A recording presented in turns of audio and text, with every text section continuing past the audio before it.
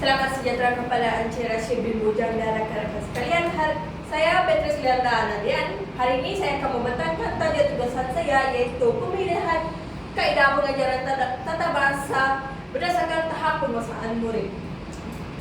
Apa itu tata bahasa? Tata bahasa adalah bidang ilmu yang mengkaji peraturan, sistem dan kaedah penyusunan bahasa, iaitu morfologi dan sintaksis.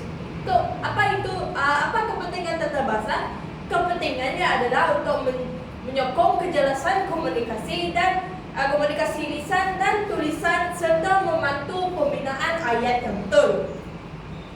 Masalahnya, dalam pengajaran tata bahasa, ia merupakan pendekatan tradisional yang berpusatkan guru dan berorientasikan hafalan, menyebabkan murid kurang berminat.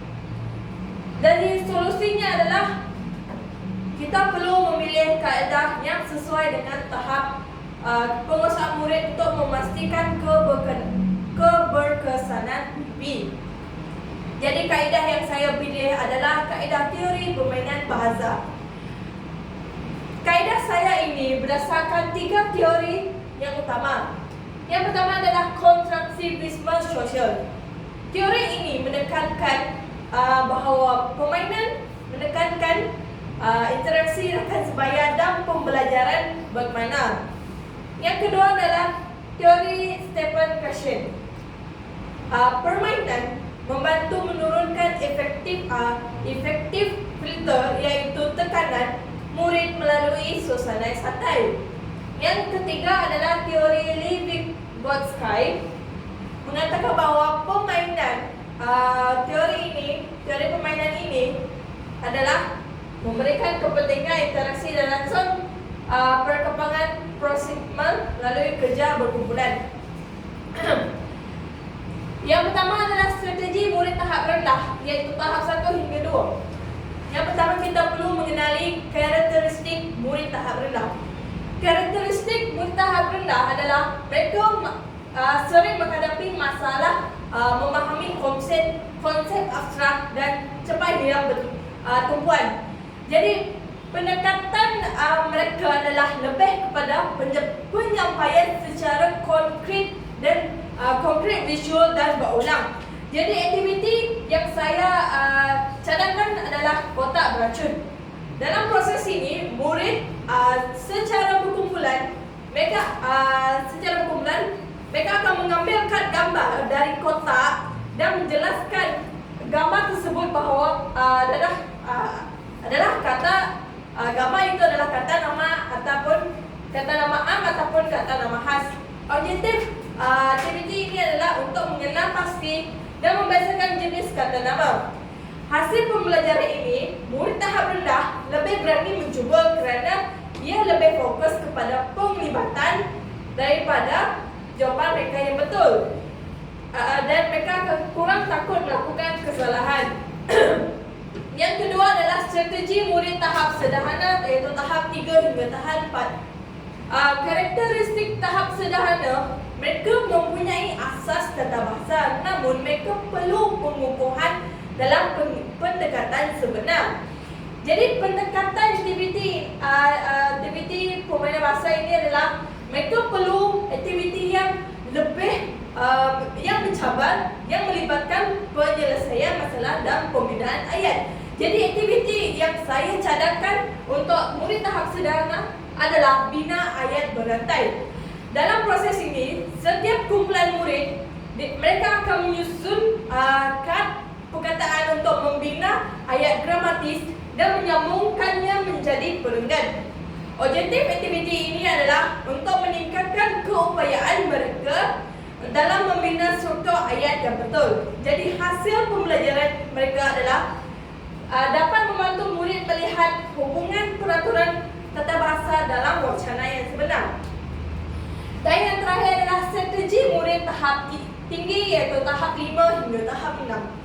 Karakteristik murid tahap tinggi adalah mereka sudah menguasai struktur asas. Jadi mereka memerlukan aktiviti berunsurkan pemikiran asas tinggi, iaitu Pendekatan yang mereka perlu adalah mereka fokus kepada ketepatan variasi bahasa dan analisis krisis. Jadi aktiviti yang saya cadangkan untuk murid tahap tinggi adalah detektif tata bahasa. Proses aktiviti ini adalah murid akan menyiasat kesalahan bahasa ejaan atau imbuhan, iaitu dikenali sebagai jenayah tata bahasa dalam teks kompleks. Jadi objektif aktiviti ini adalah untuk mengukuhkan keupayaan analisis tata bahasa secara kritis. Jadi hasil pembelajaran dalam aktiviti ini adalah murid tahap tinggi dapat mengekalkan motivasi melalui cabaran intelektual yang tinggi. Jadi kita akan lihat kepada kekuatan dan kelemahan. Yang pertama adalah kekuatan. Kekuatan permainan bahasa ini adalah dapat meningkatkan penglibatan murid dan emosi positif murid. Selain daripada itu, murid dapat membina pengetahuan melalui pengalaman dan interaksi secara berkumpulan. Ia juga membangunkan kemahiran komunikasi, kolaborasi dan pemikiran kreatif, iaitu membantukan kepada abad ke-21, strategi abad ke-21. Dan murid juga boleh diubah sesuai mengikut tahap. Ia juga strategi permainan bahasa ini juga boleh diubah sesuai mengikut tahap murid dan objektif pelajaran. Namun, teori permainan bahasa ini mempunyai kelemahannya, iaitu risiko aktiviti boleh mengambil masa terlalu lama jika tidak dirancang rapi. Dan kalau dari segi kawalan kelas, murid tahap rendah akan mudah teruja dan menyebabkan suasana bising. Selain daripada itu, risiko murid lebih fokus kepada permainan berbanding ilmu tata bahasa, jadi menyebabkan mereka lebih fokus kepada bermain daripada belajar. Dan yang terakhir adalah aktiviti teori permainan ini memerlukan masa tambahan bagi guru untuk mencari bahan yang berkualiti. Rumusan dan cadangan. Okey, kaedah permainan bahasa ini berpotensi tinggi jika disesuaikan dengan tahap penguasaan, iaitu tahap rendah lebih tertumpu kepada konkret, tahap sederhana tertumpu kepada kontekstual, dan tahap tinggi lebih tertumpu kepada analytical. Guru perlu mengintegrasikan permainan secara terancang dan diakhiri dengan sesi refleksi, supaya murid bukan sahaja bermain tetapi mereka juga belajar. Dan pengajaran yang inklusif menyeronokkan adalah kunci kepada penguasaan tata bahasa holistik. Jadi ini adalah sumber rujukan yang saya gunakan dalam laporan saya. Sekian, terima kasih.